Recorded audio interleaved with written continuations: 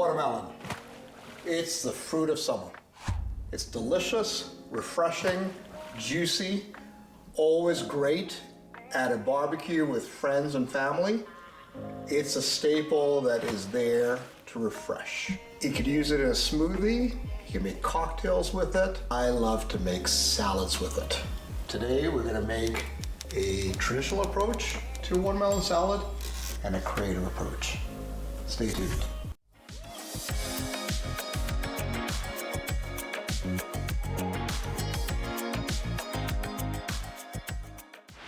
Greetings everybody. I'm Brian Singh from Brian's Table, and today we're going to explore the watermelon salad. Watermelon is delicious in a savory form, and these salads are going to elevate any of your dinner parties or gatherings next time you have them, and they're going to defy yours and your guests' perception. The first one I'm going to show you, it is going to be a traditional one that is very popular across the Mediterranean, and the other one is going to be an elevated one that will take watermelon salad to a whole new dimension. Let's get going. Let's get through the ingredients on the traditional version. Of course, we're going to have watermelon. The traditional version uses typically red wine vinegar with olive oil, uses feta cheese. This time I'm going to be using a sheep and goat feta. One thing you have to keep in mind with feta cheese is the highest quality are going to be typically sheep and goat. They are a little bit more gamey in flavor, but they take on the brininess of this cheese better than cow's milk. So nothing wrong with cow's milk, but if you could spring for the extra couple bucks, make sure you go with the sheep milk feta. It requires mint and olives. I'm going to show you a little trick on how to get the olives cut in half. And it also uses onion. I'm not going to be putting onion in this one. Traditionally, red onion is the one. This is a sweet onion I have here, which I could use. But I do find that with watermelon, onion could be a bit distracting. So I won't recommend it, but if you want to use some finely chopped, slivered red onion, it should go well in the salad. The other thing that we're going to use is tomatoes, and that is also part of this traditional dish. Before I cut the watermelon, I want to show you a little tip on how to remove the seeds from Kalamata olives. I always buy my olives with seeds. I do find they taste a little bit better. Sure, they take a little bit more work, especially for this application, but when you get one of these, just get your knife and very much like garlic, press it down. And what you find is it squirts a little bit of juice. You just run your blade down the side here, and then what happens is you can just pop out that seed, and you have sliced olives. Let's move on to the watermelon. Watermelons are surprisingly easy to cut. I like to cut my watermelon all in and chop it up all in one go. Reason is that I like to use the watermelon flesh, anything that's unused, for smoothies, so I keep that in the fridge, but also making some agua frescas, which are very popular in Mexico. Lovely dish. If you want to see a video on that one, let me know. I'd happily go over a range of agua frescas with you. All right, so to cut a watermelon, first thing that you have to do is to loop off the top. Obviously, I washed this. Take your knife here, just from the base there. I know these watermelons are so cute, aren't they? Look at that. Lovely and red all the way through. I'm going to scoop that out shortly. And once you get that, you want to be able to do the other side too, because you want to be able to create a flat surface on either end. Scoop that out too. And when you have that now, what you want to be able to do is to take your knife and follow the skin around like this. And what you see is you start to remove the flesh, the outer skin. I know that the watermelon skin became a TikTok meme over the summer of 2022, but there's not enough skin to do that here. So we're going to enjoy all of this flesh in either a salad or a smoothie. But as you can see here, you get this technique down, you could polish off a watermelon really quickly. with very little waste. All it requires is making sure that you get your knife technique down and keeping an eye on where that rind is, and you can always go back and just clean up the edges. Fantastic, we're done here. I'm just going to cut this in half so that way I can show you how we're going to use this in two different ways. I've sliced my watermelon in half. I'm just going to put each half in a separate bowl because I am going to use them for slightly different salads. So we're going to put you aside. And with this one here, yes, it does have a bit of seed in it, but so we can scoop out some of those as we go along. I'm just going to cut this half into small cubes. So there's two ways to do that. One is you can just cut them in slices and then cut them individually, but a quicker way is to just cut them along the latitude here. And because this one has seeds, I know most people recommend or prefer getting a seedless watermelon, but you know what? Nowadays, it's not a big deal because the seeds are fairly small and unobtrusive. And now that we have that there, get that lined up and get that lined up.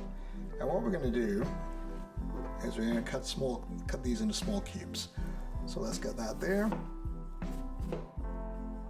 Maybe go again. You want to give a 90-degree turn and then come down here. And while I could get really particular in saying I only want the squares, I'm not going to do that because this is pretty much a home recipe that you should enjoy, and it's a lovely one for you to take to a barbecue next time. You'll impress your guests to no end. All right, we're now practically ready to assemble our traditional salad. I'm going to pour this watermelon juice in here because I love that, and I'm going to sip that bowl after we're done this video. Here we have all of our ingredients for our traditional salad. I've got some fresh mint here. I picked them off the stems earlier. As you can see that they are some fairly large ones, so I'm going to cut those down a bit. I'm going to give them a good old chiffonade. So let me just grab some big ones there. And to chiffonade them, you just put them length to length like that. And what I'm going to do is I'm just going to roll these, and we're going to just slice them this way. And what we have here is some lovely chopped mint, and we're ready to assemble the salad. I'm just going to do it directly in the bowl because sometimes that's all you need to do.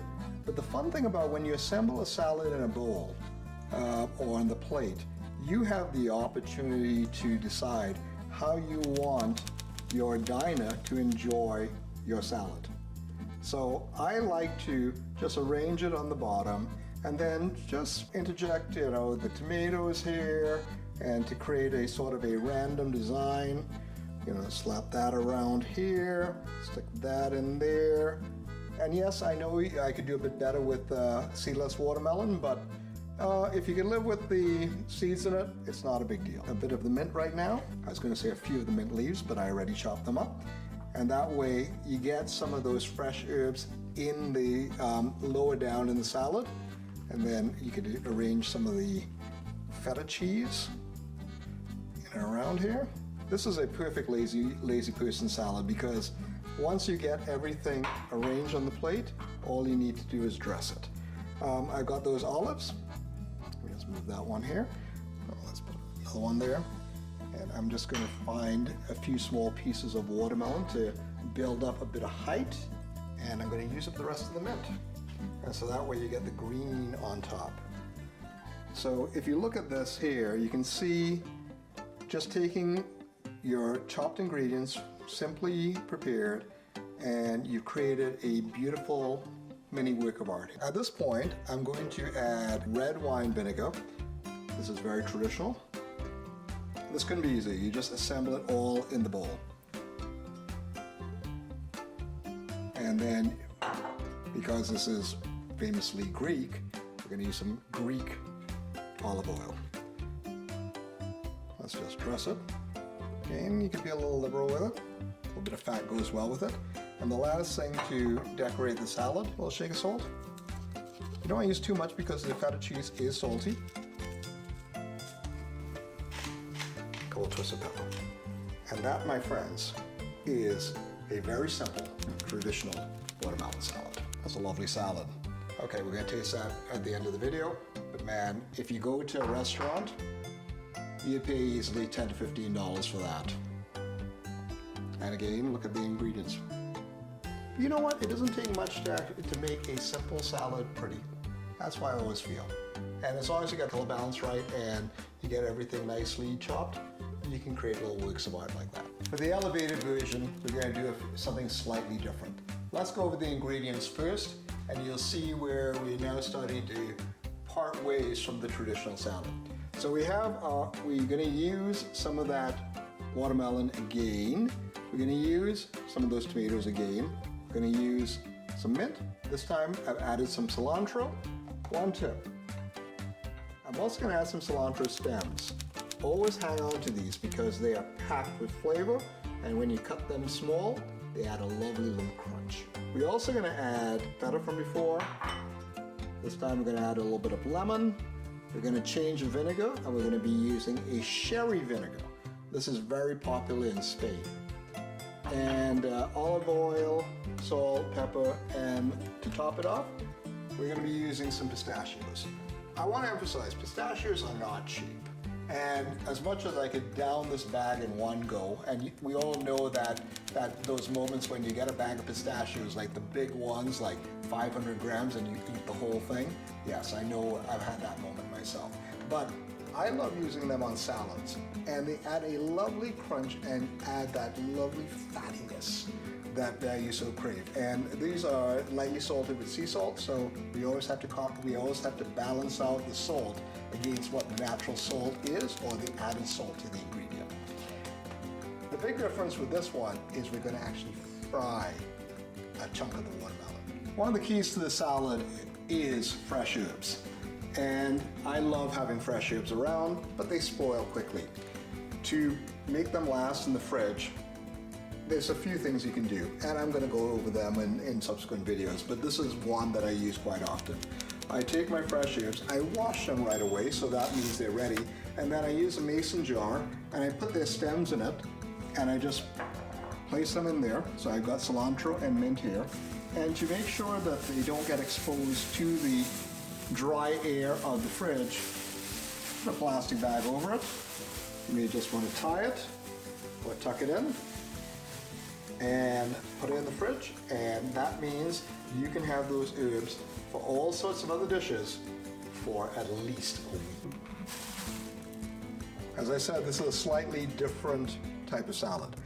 It is slightly wasteful because you are trying to get a perfect rectangular square of watermelon.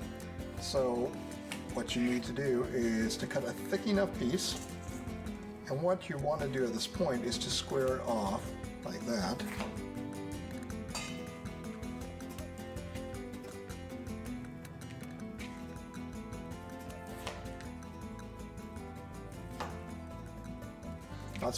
That's why I make a lot of smoothies. Let's see if we can get out a few of the seeds to make life a little bit easier. Excellent. So we have our piece of watermelon ready to go to the stove. Let's get our pan heated up. We want to get our pot reasonably hot. So really keep an eye on it, and we do the water test of just dripping some water, and once that water boils, we know that the pot is at the right temperature.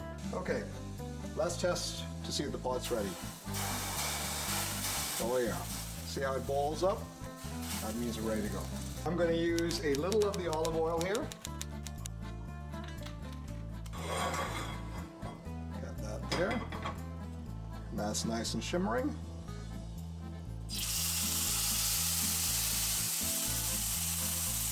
And we're going to fry this until it's brown on two sides. I'll share that this is a dish that I adapted from one of my culinary and activist heroes, Jose Andres.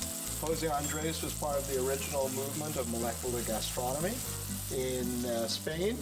He's a contemporary of Ferran Adrià, and he's opened a number of restaurants in the US, but he goes around the world and he tries to feed a lot of emergency workers. He did this whole sequence of videos on watermelons, and he called this a watermelon steak. So I'm going to call it a watermelon steak, but I have changed a number of the elements of this recipe over the years, and I find I like my version. I've served it at a number of my community tables, and it just is always going to be a showstopper because it just tastes so different, and it's like something that we have not had before. So thank you, Jose Andres, and thank you for the time I've taken to develop this recipe, that you can enjoy it too. All right, so as you can see here, we're starting to get a bit of browning on the bottom. And you want to double check to see if it's just moving. There you go. See how it's all cooked on that side? So you want to be able to cook it until it looks like tuna. I'm going to be quite honest. A lot of people have equated what this looks like. What we're also starting to see is, for those people who are vegan, the use of vegetables and fruit in more savory formats. And if you go to some of these barbecue places, you can get a smoked watermelon. I am always amazed with that. But the texture of this is more akin to almost like toro in the sushi. It's rich, it's has a little softness to it, but firmness, but it just is so flavorful. Because what happens is, what you're seeing here by the Maillard reaction is the sugars of the watermelon charring here and caramelizing. As you can see here, you can see how much that caramelized there. The point is almost burnt. And you don't need to be too finicky about this, because that burnt flavor does add a lot of flavor to this dish, especially because of the caramelization. Make sure you have your hood fan on, or do this outside. It does get a little smoky. All right, that's almost charred on that side. Let's char it a little bit more on the other side. Fantastic. We're ready to plate. There you go. One charred piece of watermelon. And now we're going to start to assemble our salad around it. So again, as before, we're going to now put some tomatoes around it. And what I'm going to do is I'm going to slice it. I'm going to cut this set of watermelon just a little bit smaller. It's kind of fun to add back the fresh watermelon to remind the diner that they are eating watermelon in a unique format, and that watermelon is present there. And I'm just going to add a little more texture with some other pieces here. Let's now put some mint in there, because we want to get the mint at a lower level, so I'm just going to cut up some small bits. Let the diner know that this is somewhat traditional in terms of the tomatoes and the watermelon together. And we could also, at this point, also put a few pieces of feta. Fantastic. For this last bit, I want to use a small bowl, so that way I could assemble the last bits of the herbs together and put it in a very elegant way atop the piece of watermelon. So we're going to use a finer cut on the mint. Maybe mix that up here with some cilantro. And I'm going to include some cilantro stems in there for some added crunch. So let's cut that here. Put that aside. Beautiful. Let's put that in here. You don't need a lot. Just to balance that out, I'm going to add a little bit more. But this time I'm going to look for some small leaves that will work well in here. So let's mix that up. And what I'm also going to do at this point is I'm also going to chop up some of those pistachios. Don't need a lot. That should be fine.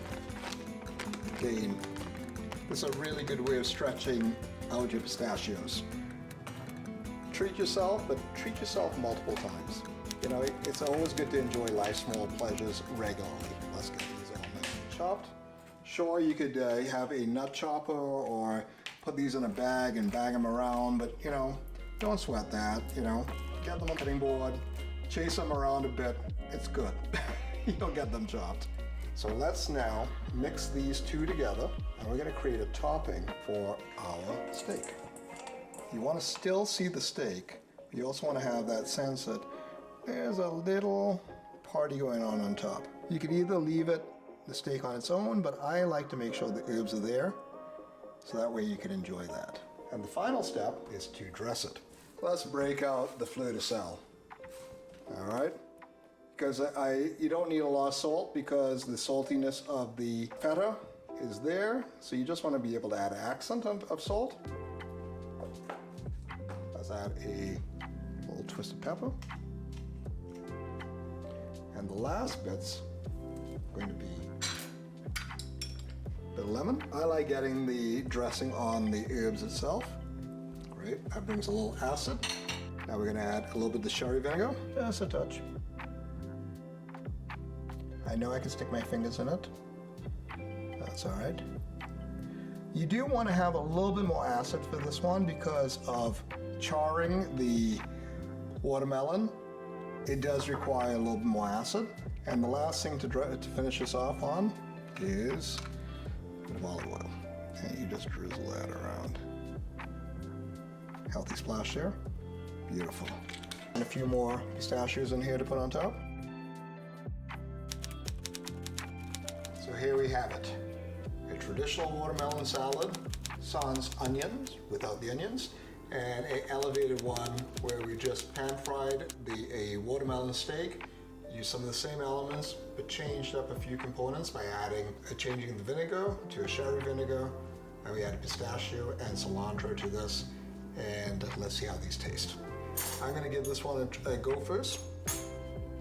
Let's make sure that we give it a nice little mix up. And I want to be able to get a piece of mint, a piece of tomato, and a bit of olive together. There we go, that's a perfect bite. Let's get some of that there and make sure we get a piece of feta in there too. There you go, everything's on the fork. It's delicious. Simple, clean. The olives bring a nice saltiness to us. The tomatoes and the watermelon bring a lot of refreshing elements, and the tomato brings that acid. The dressing is very simple, and the mint adds a lovely foil to everything else. Let's now give the other one a go. For this one, let's spread that out. Get a little bit of the melon, get a little bit of feta, get a little bit of the fresh herbs, get a bit of tomato. Let's make sure we get a bit of the pistachio in there. Oh yeah. Let's get another bite here.